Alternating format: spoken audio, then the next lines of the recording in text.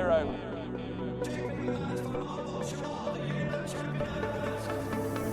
Two of the most admirable chasers you could possibly wish to see. Hello and welcome to another edition of the Racehour podcast, brought to you with our friends at Gambling.com. It's the first one of the 2023-24 National Hunt season. Of course, we've taken a long and well-deserved sabbatical over the flat season. Delighted to say Dermot Nolan is here. Hello, Dino. How are you, buddy?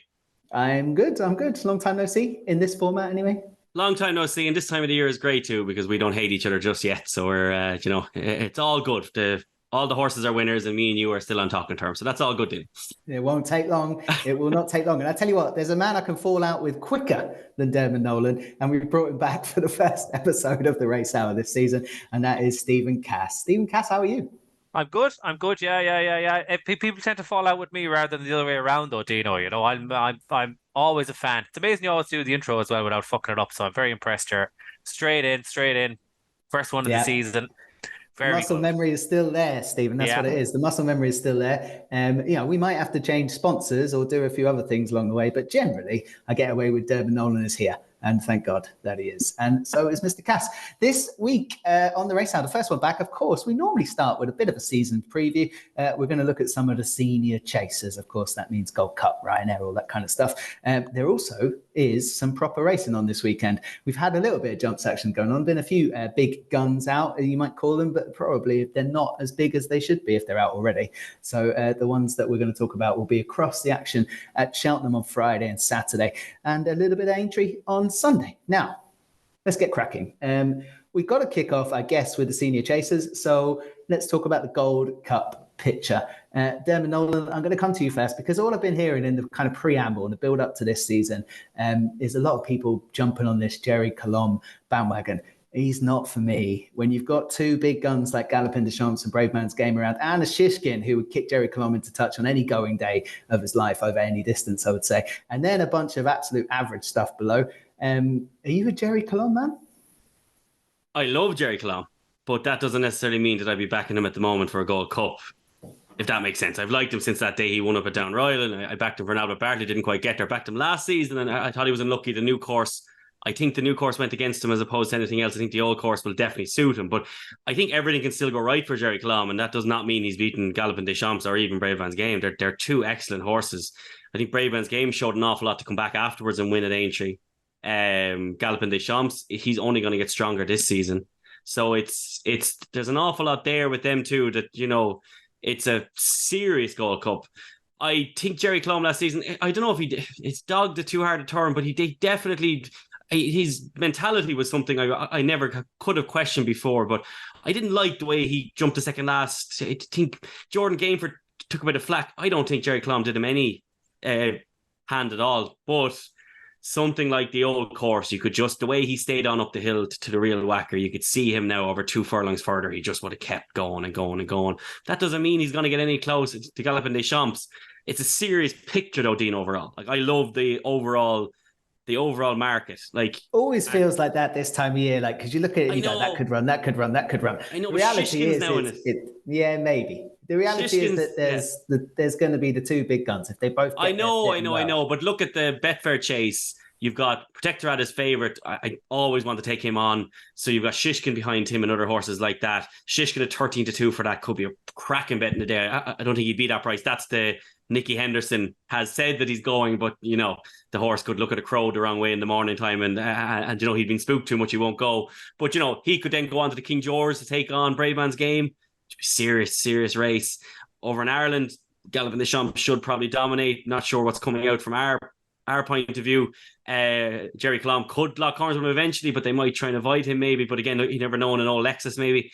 And then you roll on to Cheltenham, hopefully. But again, as you say, Dean, we have been here 100 million times before, and it ends up with just one horse dominating the whole market. But for me, sure, the whole picture, and not just Cheltenham, the Betfair Chase, the King George, and all those different races, there does look to be a level of intrigue this season that maybe there wasn't going into last season. Yeah, I hear you. Like, I'm going to come to Stephen Cass now for a bit of clarity here, right? Two absolutely belter horses went to battle in the Gold Cup last year. It'll be the same thing bar an injury It never is, Dino. It doesn't ever work like that. I'd say if you backed every forecast in a Gold Cup in a subsequent year, you probably wouldn't be doing well. Like Sir Deschamps, Dem, and Size and John. There's been loads of horses you think will come back, and this year they'll be at the top again. Kicking King, War of Attrition, loads and loads, and they just don't come back because they've had such a hard race. Sir Deschamps or Galloping Deschamps definitely showed signs of that at Punchestown. That said, now I do expect Willie to have him back and firing. He's going to have a soft intro at Thurles or somewhere, and then he's going to go to the Irish Gold Cup. He'll just have the 2 runs before Cheltenham. He'll probably skip Christmas. So, he'll probably be going in there in a good shape. But at the same time, he wasn't the easiest watch if you backed him in the Gold Cup last year. Plenty of reasons to take him on. Braveman's Game, I think that was his shot at winning one. I'd be going looking, the Real Whacker was pretty good in the Brown Advisory. He's 20-1, not a bad price. I just think it's going to be an interesting division throughout the year. I've no real view on a bet. Like if you were to ask me before Willie's stable tour yesterday, I would have said Braun has a touch of the album photos about him, that he performed really well in the previous year's 3 Mile Novice, which he did. I think Braun turning in, he must have been odds on because he really did look the winner. The Real Whacker just out battled him and he got a bit tired going up the hill. He's only 6, so there could be loads of improvement in him. Willie said in the stable tour yesterday, he's going to go for the big handicaps and stuff. But I wonder, will he be Willie's horse for the 3 Mile chase at Leopardstown at Christmas rather than the Paddy Power? If Galloping doesn't go there, he's going to want one in it. So I would hope he'd do that with Braun. Now, he might go for the Cargo Trophy as well. He mentioned that. So if he's winning that off 158 or 160 or whatever he's rated, he's probably rated about 156 actually. He'd be a contender. So Braun at kind of 66-1 is a horse of interest. I think I would have won about 10 grand had he won for 25 quid, something like that. I remember talking about it on here. So Braun is 154 because I have him on my Handicappers. 154, so he'll probably get 156 in the Cargo Trophy. Look, I wouldn't pay too much attention to 3 Mile Novices. They tend not to give him. You can't get a Gold Cup rating really unless you're Denman as a novice. So he is 6, going on 7. So he'd be one I'd be interested in throughout the season. He's a little bit of a head to ball, but at the same time, loads of talent. Even in his beginner's chase last year, I think he was only a length behind Jerry Clom in that. So at Cheltenham, he looked every bit as good as Jerry. Well, not quite, but not far off Jerry Clom. He's 10 times the price, so he'd be one I'd be watching. But yeah, I think if you take a view on it, Galloping Deschamps, just because of history, not because of the horse. Because I think Willie's training performance to turn him in from a 2.5 mile free going thing to a stayer over 3-2 was really amazing training performance. But it's going to be his 4th season. They don't all keep going, so we'll see now. We'll see, can he do it? But I wouldn't like to be back number 2-1 now. That's for sure. No, absolutely not. I mean, 2-1. There's so much water to go under the bridge, and see him back and get him there. See what happens close to the time. But like Dermot says, it is a fascinating picture. No one mentioned Fast or Slow. He was the standout kind of late season bloomer last year. Came from almost nowhere, handicap company to Grade 1 company. He reminds me now of Follow the Plan, or one of these horses that he won a. If that's his true form now, he's he's an absolute superstar and he should be odds on for the Gold Cup. But I'd say it probably isn't. I'd say, he'd every chance to win at Cheltenham to be Cork Rambler as well, and didn't do it. So that form was frank though. Yeah, it was, but it's handicap form. I don't know the difference between the Real Whacker. I'd much rather the Real Whacker in a match with Fast or Slow at they're the same price, or Long Press, but Long Press is 9 now. 9-year-olds don't have good record in the Gold Cup, so I'd be conscious of that as well with him. Shishkin's too old as well, so this time last year there was a load of horses for the Gold Cup. There's not as many this year, but the picture will change throughout the season, and you could pick something at a huge price. I'd love to have heard that they were going to say Blue Lord, for example, was going to try him up and trip this year, but he's not saying that. Sanois, yeah. Yes. Ryanair seems to be the call from the stable tours for Sanois. Sanois is a great shout though, because if he's showing it over 2.5, they might say, do you know what, we'll give him a clip of 3. And I remember the 3 of us had a chat after Banbridge won at Aintree, and I love a 2-miler going up and trip for the Gold Cup. A horse like Kicking King, Sizing John, I just love them, because if they can travel, they will travel, and if they can stay, they have the class. He does travel. He really does. Yeah, if he stays, the only thing is he's on the go a long time as well. But yes, he looked the one from the Aintree 2.5 mile race. He was the one staying on, flying home behind Banbridge. That looked like a 3 mile trip could be the one. He's not anywhere in the betting. He's not in the betting on the exchange. I must ask them to add him. But yeah, he's an interesting one, Dermot, that's for sure. I just want to say there as well, Dean, sorry, because I said Brave Man's Game showed enough at Aintree afterwards. I meant to say Punchestown. I still think the run behind Fast or Slow, they were both tired, but they still showed enough for me that they weren't broken horses, let's say, as we've seen before, like Don Cossack, etc., who never got back. So I do think Brave Man's Game and Galloping the Champ, I still think they showed enough at Punchestown to show that they'll be coming back all right. Very fair. All right, lots to look forward to in that. Bron is an interesting shout. I know they might go and win one of those big handicaps, Stephen, or that'll be the aim. But once you do that, there's only so many races you can go for. And that's you could end up there again. You could. Okay, let's have a switch only slightly to the Ryanair and a quick look at that market there. Allaho seems to be coming back. And if it did come back, you know what will happen to the market there properly. John Bond tops it. Allaho, you got El Fabiolo is not likely to do anything but champion chase with no Energumene around. And then you've got Shishkin because trip is a question, fitness, Nicky is a question, all those different things. And then you don't have much, lads. John Bon all the way for me, but that no one is going to be shocked. Yeah, no, Dean, it's a real pity that Impervious took the kind of blow that she took, because I'd have loved her for Ryanair getting away like that. Her performance at Cheltenham, and then particularly Punchestown afterwards when she hammered them again, she was just getting better as the season went on. Real typical Colin Murphy performance. But look, St. Wah, he'd be the outsider that I'd be looking at here, just because of the fact that it's been mentioned, the Ryanair route has been mentioned for him the whole way along. You'd imagine like JP McManus, he's not against having a runner in something like an Ascot Chase as well, although that's proven to be too close. Shishkin last year, it was too close to Cheltenham, and he improved again afterwards. But St. Wah, for me, I'd like him in this. John Bon, I really like John Bon. He's a very good horse. Definitely didn't show what he could do against El Fabiolo, but I don't know, Dean, is the hill an issue for him or something? He seems to travel really well at Cheltenham until it gets to the point where he's jumping two out, and then like he's bumped into Constitution Hill and El Fabiolo, so it's probably very harsh. In fairness, they're two. That was the only point I was going to make. It might be an issue, but the two freaks in front of him perhaps make it less of one. It's hard to know, because the Champion Chase, there's no point talking about, in my opinion. El Fabiolo, now he does show a tendency to try and take offense with him every now and then, but to me, he was going to dominate it with or without an Energumene. I just think he's excellent. But the Ryanair for me would be something like St. Wah. I'd be keen to take on John Bon, and particularly those odds. Allaho, he's brilliant. If he got the odds that he is now, obviously you'd snap them off, but he's too delicate. If I was going to play this anti-post, which I'm not playing this market anti-post, but St. Wah would be where I'd be looking at. Yeah, similar nods, I guess. Stephen, I mean, you can cross over across Ryanair Champion Chase here if necessary. You don't have a great view here. I don't have a great view, and I never do on the Ryanair. It's not a race that floats my boat. Even in terms of the Champion Chase, like the market just has it right at the moment, and it's hard to envisage anything come from left field, which would normally be my angle. Now, look, things can change. Things changed last year very quickly. All of a sudden, Blue Lord seemed to be the one, and then he was gone, and then you had horses like Gentleman to Me coming into it, especially with Willie, when horses just disappear like forevermore, and they come back out of nowhere. So, El Fabiolo has to make it. There's a lot of 2-year-olds or 2-milers from Willie's disappear even faster than the other ones. So you think horses like Footpad, Duvan, Shakin Poursois, they just go from hero to zero very quickly. Like, I know Shakin kept a high level of form, but he wasn't the old Shakin. That'd be a concern. I think back in any Willie 2-miler to be still flying at the top of their game in 6 months' time at even money, no thanks. So that said, I don't want to back John Bon either at 5s each way or whatever. It just doesn't appeal to me. So I'll be leaving those two divisions alone, and I've nothing interesting to say on them.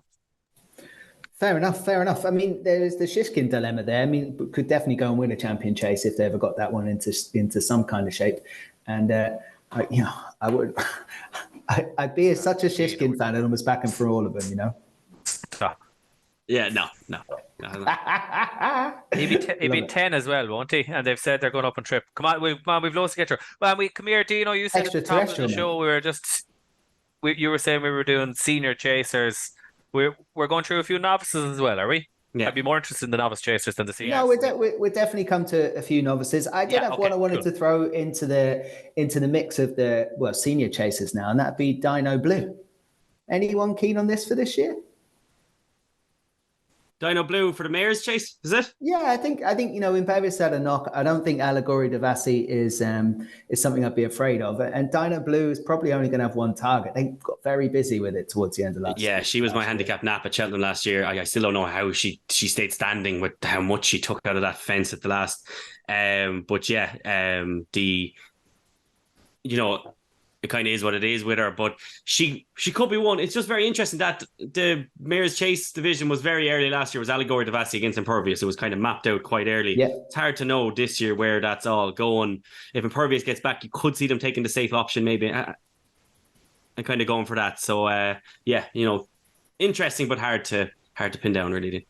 10-1 I thought was big. I think that's where they'll go, and you could start building up a little position there and hoping a couple of others drop out. But I mean, it's a long-term game. Not even sure I'm going to do it, but it's definitely on my radar as I was going through some of these markets for this very chat. Okay, let's get stuck into some novice chasers. We probably won't spend too long here. Dermo, a couple of novice chasers that you are most looking forward to this season now that we've looked at the senior angle. Yeah, of course. So just overall, obviously, the 2 mile division looks fairly deadly just from a point of view of I just love Marine Nationale, and then you got all the rage and all the chats about this Mr. Policeman. But look, I know there's going to be loads of chat about Willie's horses, particularly when he mentions one as glowingly as he did about Mr. Policeman. But you just can't forget how good Marine Nationale was. Like, he just hammered them. He was so efficient, so brilliant. I think he'll make a serious chaser. And then the other horse from that same yard, obviously Goodland as well, who actually came back from Cheltenham with a blood disorder. So what he did that day behind Impaired Pass, like all the people that went there, I'd say. yeah, but he can be marked up definitely on that. So that's a serious performance.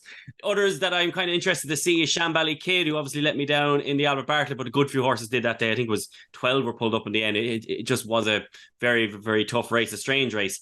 But Shambally Kid is one. Tamoras, he's another who could well dominate that division over in the UK, and you could get a good few wins before he could come up short at Cheltenham. But Tamoras looks to me like a real bona fide chaser, that Noel Feely Racing Club. I think he's exciting. Sandor Glane, he's really excited me as well, and he's one that Paul Nolan, it wouldn't surprise me to see him targeted at the National Hunt Chase division like Discorama was. Paul Nolan's very good at sniffing out when there's a winner. I've had one bet that I'll leave till later on, Dean, in the novice chasers, and there's another novice that I've mentioned in my handicappers to follow. So I'll ask you. Yeah, don't worry, that's fine. Mr. Cass, some of the novice chasers that are tweaking your fancy at the minute.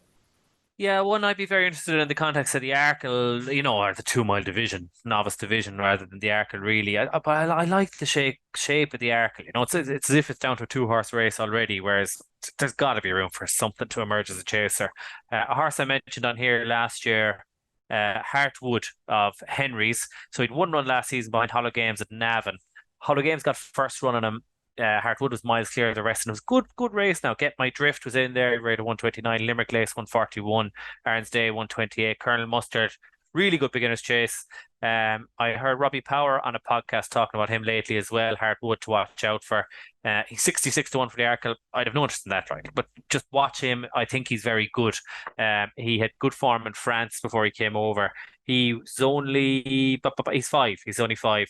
So I love a Henry chaser 2 miler from the front, which I'd say this fella will be. I'll say the next day they tried to ride him dropped in the last time and he was a little free. He wears a cross-piece noseband, so he'd be interesting. Nick Rocket, I thought, was very impressive last season. He was 3/3. He looks an outlaw galloper and a 3 miler. And generally you want to be looking for Willie's ones in these markets. And the other one who I think, I thought Manella Cocooner ran a good chase debut last year. He was second to Classic Getaway. Classic Getaway is definitely a grade 1 horse, I'd say, when he gets his act together. Manella Cocooner strikes me as one because he has a bit of experience. Second season novice, they'll go for the 3 mile 6 with him because he's definitely a stayer. So he's 25-1 for the 3 mile 6. I actually don't think that's a bad bet now. If I was to have a bet, I probably would back him. at that price. Like, he's a Grade 1 winner over hurdles. He was second in an Albert Bartlett, and he was second in a Grade 1 on a punches down. Loads of class. That's what Willie likes. Statler and Geraint McNeil. He just fits that mold. So Manella Kakuna for the 3 mile 6 race. Of the three I've said, I think he'd be the one I'd be most likely to back. Thank you indeed. I think there's one knocking bet here. Factor File is going the old Florida Pearl route, isn't it? Straight home into Chasers. And of all the horses I saw last year, he was the one that impressed me most as a stamp of a future Gold Cup winner. And he's 14-1 at the minute for that Brown Advisory, or the old RSA, up against one of the dodgiest dodge pots in Gaelic Warrior in the current market. Sandal Glen, as Derma mentioned, probably won't go there, probably won't be good enough to go there. That 14-1, I'm going to make a prediction now that on the day that'll be under 3-1 to win that race. Your bullishness never dies, and Your enthusiasm is non-infectious. Look, nearly won a bumper against a flat rat. Like, come on, that's pretty impressive. Just to coin a few Stephen Cass races. I also think Facile Vega probably win the Arco, but that's like anything you read in the tabloids. Once that's run once, that'll be close to the top of it. Okay, let's talk about any dark ones. Cass, you must have a couple of dark ones outside of those. I mean, the ones you mentioned were dark enough. I not so much dark. I love this time of year. Fine. To be honest, I'm much more interested now in the early season handicaps than I would talk about. They're cracking, aren't they? You've got like Paddy Power, Greatwood, you've got a Coral, an Old Hennessy, of course. What do you like in them? Yeah, well, one will start. I'll start. I'm gonna talk about three horses. Two of them are hurdlers, but I won't be on here every week, so I hope that's okay. And the first one is Maller Mission, who I think with a better ride certainly would have won the 3 mile 6 race last year. So he came down, you might remember, at the second last. He was 6 or 7 lengths clear, running a cracker. But his amateur jockey, probably got a bit carried away. If he'd held on to him a bit, and he is tractable, this horse. Gave it a Skelton, didn't he? He did a bit, and he was grand until four out. He was just upsides, and then he just kind of went, and then he did an awful thing where he actually kicked on the downhill, which you should never do at Cheltenham. But anyway, I think he still might have won. He wasn't stopping, but maybe he was tired when he fell. Either way, the real whacker he's a proper horse. He's rated 148. If he had won that, he'd be 158.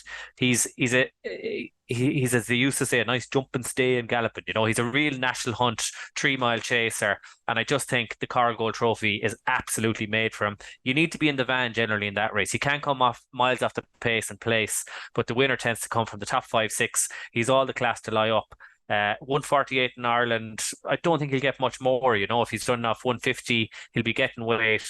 John McConnell said yesterday that it's going to be his target. He's going to go to is it Carlisle? They have that good 2 mile 5 intermediate. Yeah. So the real whacker in himself will be going there. I'm sure he'll just be ridden to run a nice race that day. And I just think 148, whatever he is, 150. He's loads of class. He could even it's not beyond the bounds that this fella would turn into a Gold Cup horse, because in my view, if that race was over 3-2 last year, he would have won, and he would have beaten the likes of Geraint McNeil, which doesn't put him far off a 3 mile Grade 1 horse. So, I put up a few shekels at kind of 200, 300, 400 to 1 a bet for the Gold Cup. That's kind of dreamland stuff, but there's a path there. You could see it. He was 16-1 for the Coral Gold Trophy. And I think that's a really, really good bet.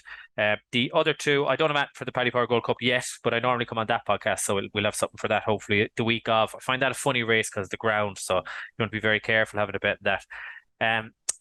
Two hurdlers to follow. Asta La Pasta, who's actually out of Asian Maze. A friend of mine, Morgan Sheehan, sold this to Skelton. He was fancied for a bumper, and I'd say they were very easy on him anyway. Finished fourth. He then won a bumper by about 10 lengths, and then he went and won a good novice hurdle at Utoxeter, maiden hurdle, a couple of weeks ago. He beat a horse that John Joe had paid £360,000 for, and he just looked a bit green.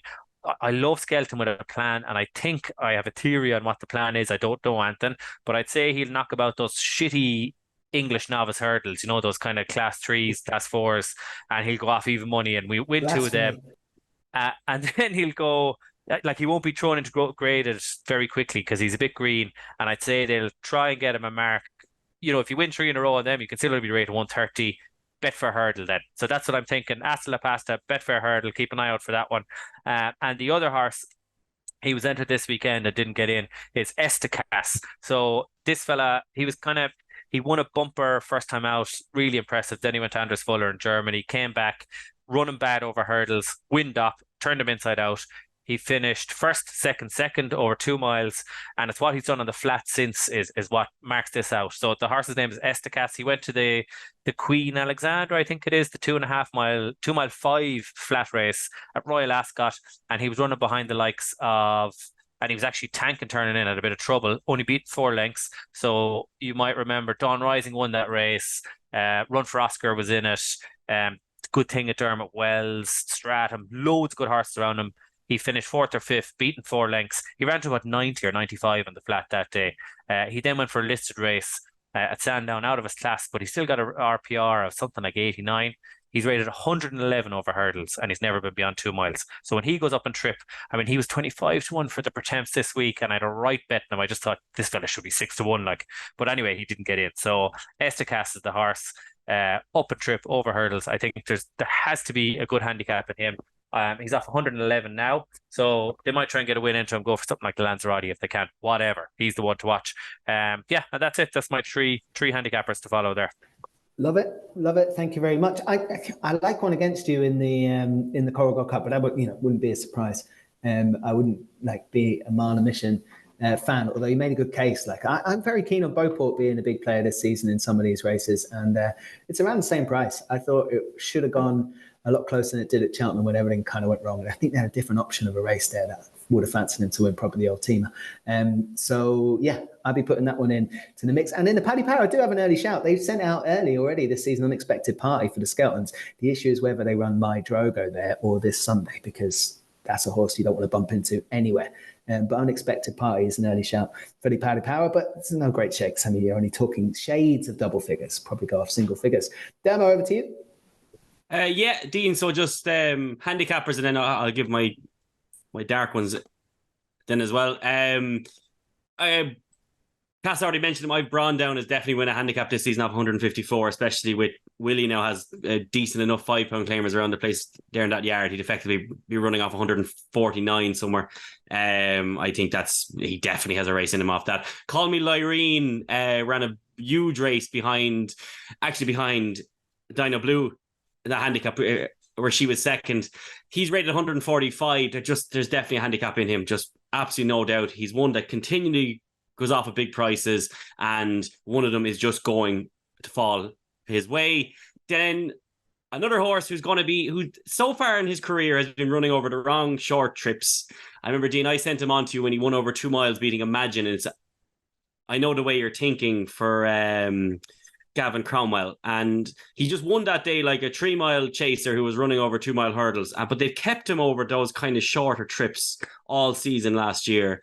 He's entered up again, and he's entered over a 2 mile beginner chase. I know the way you're thinking for me is going to end up spending most of the season over 2 short trips, and then towards the end of the season he'll have his choice between whether they want to go handicap hurdling or handicap chasing with him. I do believe that this horse is extremely talented, and I do believe that he is being handicapped for something long term, whatever it is. And that's very crazy to say considering he hasn't even jumped the fence yet, but I do think that is going to be the case. It could end up being something like a Galway plate or something long term, but I think there's enough novice handicap chases towards the end of the season, that one at Punchestown, etc. But I know the way you're thinking. He's good enough to compete at a decent level, but he's definitely handicaps in him. And then my dark horse, Dean, and sure, I'll move on to the anti-post section for this as well, because they only have one. Yeah, if you've had a bet, this is the time. Yeah, so I've Monty Star is the one I absolutely love. I loved them last season. He, again, as I said about Shambally Kid, there was about 12 horses pulled up on that Albert Bartlett. It just went wrong for an offload horse. He was one of them. He was looked after very, very early by Sean Flanagan, but his performance at Clonmel last season was just so good, and he looked a real massive horse. He looks like a real chaser. I actually should have checked this on the exchanges, but I only took the 50s for the Brown Advisory. But he's 50-1. To me, he just looks a real chaser. Looks to me like Henry de Bromheads will just bring him along slowly but surely over the season. And I just think he's going to improve all out. I really love this horse. And at 50-1 for Brown Advisory, Dean, there's much worse anti-bus bets than him. Yeah, something's got to finish second to Fact to File, so that's fair game. Yeah, fair. Yeah. We've already nailed the forecast and the brand advisory. That's what you came for. That's what you got. Stephen, I'm assuming you've had no anti-post bets yet for Cheltenham. Like, come on.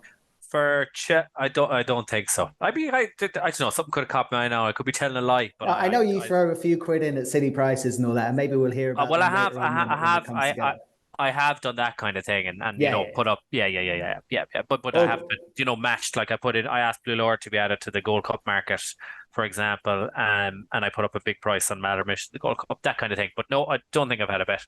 Lovely. Okay. I'm going to be starting my crusade, I think, for Fact to File and Dino Blue, same colours, and should be having a bit of fun there. If we get them both there in one piece, that would be lovely. All right, look, should we move on? Because there is some cracking racing coming up this weekend, of course. It is the first meeting at Cheltenham. There is also the first meeting at Aintree to talk about. Friday's going to come quick and fast at us because we're obviously recording this on a Thursday. So it's kind of an open question here. What do we like on Friday's card? And if anyone's got anything, they are welcome to pipe in. There is one horse that I'm going to mention towards the end, but it might get mentioned before. Dan, you go first if you want.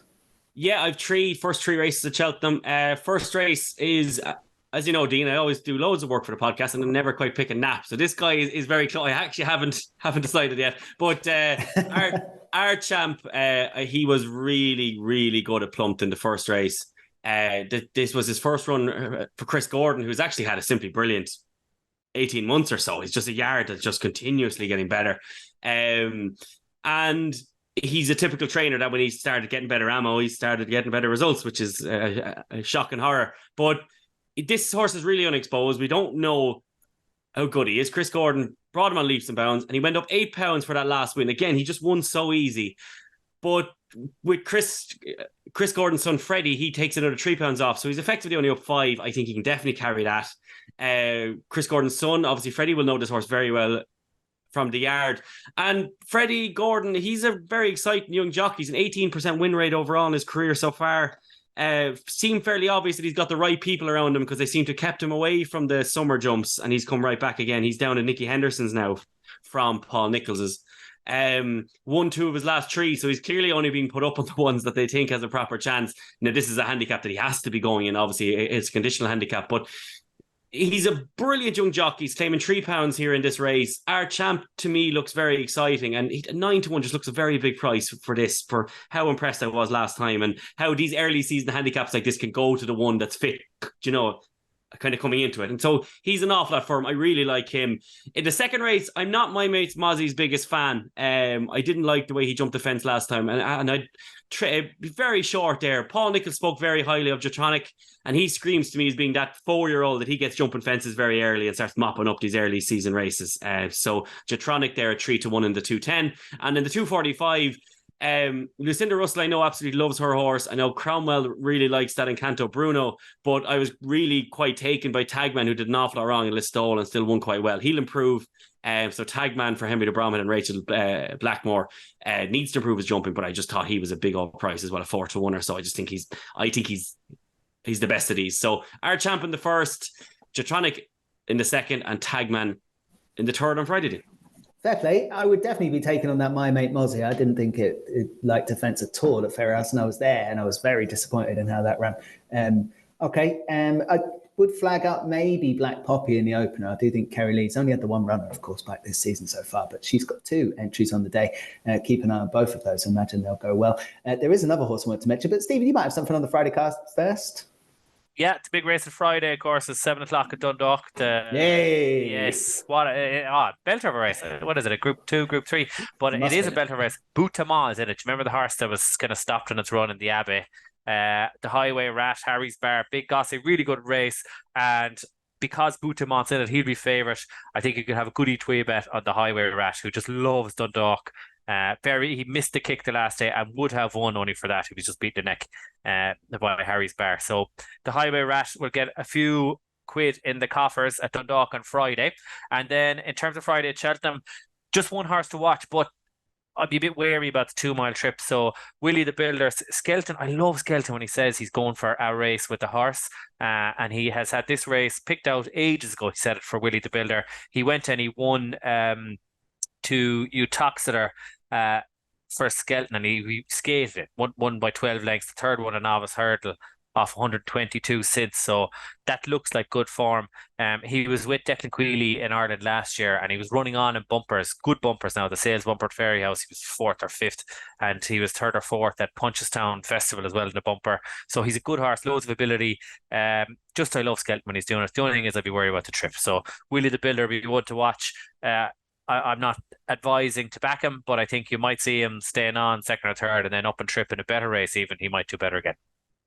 Okay, currently around 4-1 in that Grade 2, which is the 355 on Friday. And there was another horse I wanted to mention on that card, and Damo, you can chime in here, but Angel's Breath got top weight in the 505, Sam Thomas and Sam Twiston Davies. There was once upon a time we thought this was the second coming, Damo. Ryan Air horse, I'm going to find it hard not to back Angel's Breath just because I'm a romantic. Yeah, we really loved them for the. Was that the classical Dream won it? Yeah, And I think when there was one bookmaker paying out 7 places, I think he just about copped.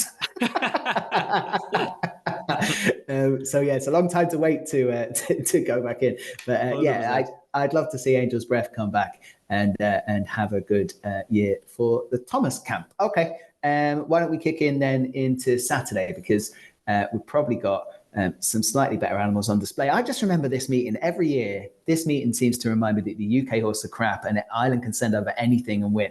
So I'm going to have to remind myself of that as I go through these cards. Again, why don't we kick off with the 115? We'll go through them in time order. The 115 is the first race on the card. Hado de Zobo, all the rage, early market's been clipped in from like 5s, 4s. I think it's going to go off pretty short, somewhere around 5-2, 11-4. Mr. Cass. It's a good card. It seems to be a better card than this card normally is, or maybe it's because I'm on the podcast and I just studied it more, so I'm liking the look of it. The 115, not long till May is in there. He'd be the class act, but I'd say it's a prep for the Paddy Power Gold Cup for him. Before Midnight is the one I would give a shout to. He's kind of 8-10-1 at the moment. He won this race in 2021. He beat Sky Pirate off 136. He's running this year off 135, and it's not like he hasn't been running well. So he went up to 148 that season. He ran okay last season. Third at Ascot to Time White. He was not beaten far. Third to Boot Hill off 146. Went wrong at Cheltenham. He wants good ground, and that's the important thing. So it's good soft at the moment with a dry forecast at Cheltenham. I can't see them throwing loads of water on it because they want to mind the track for later on in the year and let nature take its course a bit more. So he went to Aintree as well, ran well, 6th off 140. So being here off 135 now, starting the season, because he's a 10-year-old, they've cut him a bit of slack. Ben Sutton is an amateur claiming 7. That makes it worrying, So, but he's not bad, and he has ridden a few winners. He hasn't even ridden over fences over this season, I don't think. This is the worry, right? But because of that, he's effectively off 128. He definitely this is the race for him because it's his track, his trip, his ground. Won the race before. He had a prep and he finished 4th at 12 over hurdles at Chepstow. Nice run. So Before Midnight, if he's going to win a race, this will probably be it this season. So he'd be my selection. Makes a lot of sense. Deminon? Yeah, everything that Stephen Cass said, just pretend I said it. Lovely. Yeah. Okay, 2 shots. I had nothing to go against you with. I mean, I was only going to throw in the fact that, the Bromhead's bringing one and the Irish normally pick this up. So, why not? Before Midnight looks a decent price. Everything's set. Let's go to the 150. My only view here is that Punta del Este is useless, so you can stay clear of that. And Blue King Doro does look a sharp one for Paul Nicholls early on, Demo. I love Punta del Este in this. I think useless.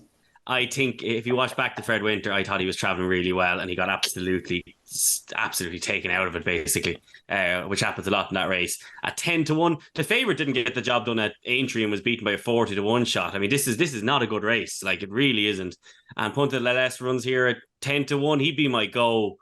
I probably will put him into a lucky 15 or something on Saturday, Dean. I won't be getting heavily involved, but I'm just not besotted at all with the front of the market. So a 10-1 Punta del Este, I think, is better than his finishing position in the Fred Winter suggests. A 10-1, I'd have a go on him, definitely. See, I liked him a couple of times last year, and now I really don't like him. And I didn't know you were going to do that, Derma, so that wasn't for a fact. Yeah, of course, actually. It's already horse we discussed. Punta del Este is what I'll be swerving and one you'll be taking on. Go on, Stephen. Well, there's no way Puntaless will be trying. Like he's 21 pounds wrong at the weights with Blue King Daru. Like this isn't a handicap. So Blue King Daru's rated 138, Puntaless 121, and he's given him £4. So if I know anything about the skeletons, I don't think he'll be off. So it becomes a two-horse race between Blue King Daru and Spirit Danu. Now there's a bit of a difference in the ratings, but I think Blue King Daru, like if he's 138 horse, geez, like I can't see him improving from it now. I think he looks a bad fav. Like he pulled up at Cheltenham last year. Then he was beaten 56 lengths at Taunton. Then out of nowhere, he won 50-1. He won at Ascot, and he was second at Aintree in a handicap that completely fell apart. I think it was heavy ground at Aintree. So I just don't believe that he's nearly a 140 horse. And Spirit Danu's look pretty good. So in the match, I'd take 2-1 Spirit Danu all day. If you gave me one of them to bring home and own, it'd definitely be Spirit Danu. I think he's kind of you don't know how good he is yet, but he looks very good. Whereas Blue King Daru, I think, was a bit flattered. So yeah, I'll be going for Spirit Danu at 2s. All right, you have it as a match and gone for Spirit Danu, and Damo's going to chance that Puntadella, not strongly, Damo, being kind here. Not at all, but still a hunt. Yeah, no, it's not one to give up on, although I have. So yeah, we'll learn a few things. We will learn a few things. Why don't you go first on the 225, Stephen? You can have this one up. Quick draws in here, likely favourite. Am I right for the Bromheads coming over with Rachel on? Yeah, it's open market. Yeah, in Tony Calvin style, I took the 14s about Lord Accord earlier on in the week, and he's 6-1. It's a similar thing, and I kind of don't like these angles because if it was this simple, you could back the winners all winter. These older horses in races in England, but Lord Accord again, he won this race last year, like before midnight. Before midnight was 2 years ago. But anyway, so last year he won it off 131. He's off 132 this year. He's only an 8-year-old. He was second to Frodon then in the Badger Beers. He ran in the Scottish National last year. He was 9th. But the thing with him is he just has to have good ground. Like this, literally now this is his Gold Cup for the year. Good ground, Cheltenham, 3 miles. This is the race for Lord Accord. Still only 8. Neil Mulholland's horses are going okay. Yeah, he'd be the one for me. Fair enough. Lord Accord for a repeat. Demonon? Fuck's sake, yeah. Pretend everything that Stephen Cass said that I said it. I was all over this horse for the Ultima last season, and they were working back from the Ultima. They said after that second behind Frodon, and then the ground was just too soft for him. He ended up running in the Kim Weir, and it was the wrong choice for him. He just shouldn't have ran. They were waiting for kind of the better ground as the week went on, but they should have just drawn up stumps really, went for Aintree or something. But just look, it's the form beating the Wolf. The second, the Frodon, I really like him. He's the other one that I'm kind of still have to decide which one's my nap, but he'd be the one that I'd be swaying towards as well. Same prep as last year. So last year he had a prep in a handicap hurdle at Worcester. Finished third, running on sort of over 2.5, beaten 10 lengths. This year he went to Warwick, 2 mile 5, running on and really running. Like he looked like he was going to be last, but he actually ran on, finished 4th and 9 at Warwick there a couple of weeks ago. So look, he's going to be really primed to the minute. And I really don't like this argument of, he's trained for this day, but he really, really is trained for this day. Yeah. Okay. Thank you, chaps. Let's move on to the Potemps. Stephen, I know you had one in here that's not in the race anymore. We talked about it earlier on. Did you find a replacement? Yeah, well, Estacas, the one I was talking about, a horse to follow, that was the angle in here. So he was balloted out, so not too bad. I got, in fairness to both, I'll credit them both, Bet365 and the small, tiny little bit that Powers would let me have on. They both had it back in the account at 12 o'clock. They're on the ball, giving it back. Fair play. No CS chat. Yeah. Didn't have to bother with that. Now, for all powers of delay, I would bother having that chat anyway. It wouldn't be worth it. You've given them a compliment, then slam them, Stephen. Good work. Sure, they're a joke outfit. Anyway, the 3 o'clock, the Pertemps. Yeah, I just think this is very simple angle. Willie Mullins, Paul Townend, winner last time out. It's only £5 higher than its Irish mark, and it's 8-1. They're paying 5 places there, Ladbrokes. Like, it's so simple, but I will take that. Thank you very much. Like, it's that simple. Like, he looked a little roguey at Killarney, but at the same time stayed on really well, and they backed him off the back of a couple of bad runs. They backed him into 8-11 favourite in a handicap hurdle at Killarney. Townend's dad used to train this fella, so Townend's over to ride him. We'll Have One is the name of the horse, and I just, without going into it too much. I'll trust in Willie Mullins at 8. Simple stuff. We'll have one. Dermot. Yeah, again, the exact same. Pretend everything that Stephen has said. Hey, look, it keeps the podcast a lot shorter. Absolutely ridiculous altogether. But yeah. Literally, we'll have to do Dermo. We're doing. I'm doing it as we speak. I'm going to do a treble for us. Yeah. I'll put a score treble on the three of them, and because I'll stand you the tenner. We don't agree on anything ever. So this is extraordinary. Yeah, no, exact same. Hey, Demo, like there's a few races left on the card. If you've got anything in there and you want to go first, you can. I was only going to highlight the fact that Florian Porter and we've all been caught going at each other in a novice chase, and that's not to discredit Broadway Boy and Toss again, but a small field, but that'll be an intriguing little race. 100%. Yeah, look, the rest of the card, Dean, I actually don't have any bet in the 335 or the 410. So yeah, no. Nothing at all. Absolutely skinned you there, didn't I? Stephen, anything else on the card, or do you go through all the ones that you're fancying so far? I've been through them. I thought the next two races were very hard to see a bet in. I thought the bumper was really interesting now. I've no view, but you see there's a horse called Catch Yourself On, Willie Mullins and Paul Townend. So they've two. They have the one that's going to win the per temps now, and they have this one. Paul Byrne owns it. I talked to Paul about it yesterday, and didn't tell me much now, to be honest. He's working okay, whatever, blah. Oh, I hope it wins. Working not great, could be better. Working okay, So I've nothing to report, but it's interesting. I don't remember Willie sending too many over for bumpers at Cheltenham, and in the Paul Byrne colours, Catch Yourself On. He's by Noble Mission. So I think Patrick had an article in the Racing Post last week saying there's one working well at home and we're going to send him on a noble mission soon. That was Patrick's words. So it's obviously talking about this horse, but whether that was them trying to ramp him up or whatever, I don't know. Don't know anything about him. Sorry, I'm just highlighting the fact he's running. Hey, we'll see. We will see. Okay, that is an interesting runner, all right. Of course, on Sunday there is the Old Roan Chase at Aintree. If they decide to send my Drogo here, Demo, you're not going to want to be missing him early on in the season, are you?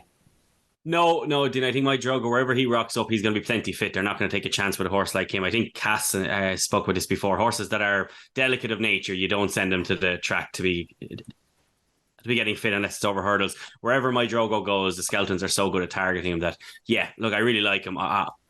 Sunday does look the plan. Jockey's jocked up and everything. Harry is. So I'd say he'll go there. And yeah, I would definitely be fancying him, Dean. And then of the other kind of races this weekend, there's a handicap hurdle at 4:17 on Saturday at Galway. And Gabby's Cross is a horse that I've liked for a long time. He's just a horse that has struggled to just get his head in front, but he's run some huge races in big handicap chases. He's running at 20 pounds lower over hurdles. This horse does deserve his win. Mike O'Connor also claims 3 pounds off him. He's running off a featherweight. He wasn't a terrible hurdle by any means at all. He's just a much better chaser, but still off a mark of 117 effectively, Dean, into 4:17 on Saturday at Galway. Gabby's Cross, another horse that we should definitely watch. Lovely. Did you have a fancy in the Old Roan, Stephen, before I ask you to kind of, wrap up your weekend? Yeah, I kind of do, just because of the ground again. I wonder, it's good to soft there now and forecast dry again at Aintree. And the one I would like is That's All Right Gino, who's all 4 of his wins have come on good ground. And he's a real good stayer at the trip. And the Old Roans in my head, they often change complexion, don't they, after the last? You can think of a lot of them in recent years like that. There's something jump at the last and then a couple come at him. And there's normally a lot of 3-milers in it. So it can take a bit of getting. So yeah, That's All Right Gino. It just looks a perfect race for him. So he'd be the one I'd be looking at backing at that. Lovely, thank you. All right, I think we're pretty much through everything, so it's probably time to wrap up. I'm going to go with what Demo said just before, is that these fragile ones, when you get them back to the track, you want them to go and do the business straight away.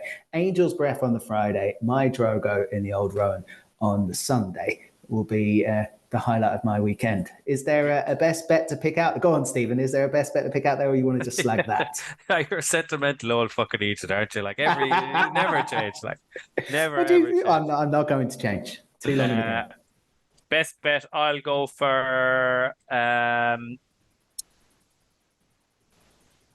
Sorry, We need hold music. Yeah. I don't know at the prices which is the best bet of them. Take a second. I look through the ones I picked. Yeah. Take a second. Take a second. Dermot Nolan, you always have a tradition of picking your nap at the last minute. Then immediately we finish doing this, you go, I can't believe I didn't nap the one I was going to nap. Yeah.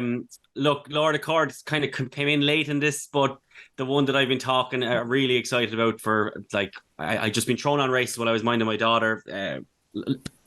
Luna, I watch a few replays. I'll try to get her asleep. And the our champ, look, really good. So 135 on Friday, our champ. Lovely. At 9-1. Just let me know after we finished which one you were meaning to. Yeah, we'll do. We'll throw it out on Twitter. I can only see the top of Stephen Cass's head, so he's really. Sorry. Might move a bit close to the camera. Yeah. Sorry, I keep forgetting it's recorded. We haven't done it recorded. Hey, look. Nobody's going to be watching it on YouTube anyway. So. Well, you still half your head will be there. Come on, Stephen. Before we wrap this up, you've got about 30 seconds. I'll go for Spirit Danu as the nap against Blue King Daru. Short enough now for me to be napping. The shortest price horse I think you've ever put up on. We'll nap the treble. The treble that me and Dermo agreed. Lord Accord, the Willie horse, and Before Midnight. That's the nap. That'll pay about, I don't know, 600 to 1 or something. That'll pay plenty. Look, it's been a pleasure to have you on, Stephen. It's great to have Dermo back on the Race Hour. Of course, we're obviously on Gambling.com this year, and new sponsor details will be out in the next couple of weeks. We'll be back again next week. Get used to the flow of the Race Hour. It's good to be back. And my thanks go to everyone involved. Talk to you soon. Two of the most admirable chasers you could possibly wish to see.